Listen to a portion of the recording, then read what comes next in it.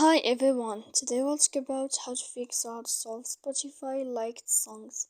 To know how to fix or how to solve Spotify liked songs, you should just go to settings.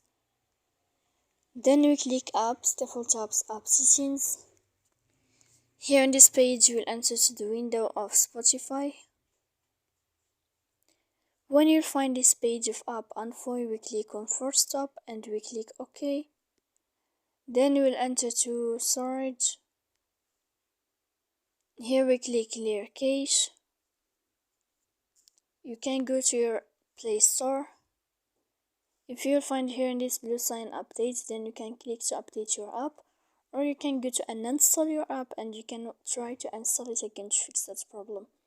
So please don't forget to support us by like and subscribe. See you next time in another video, and thank you for watching.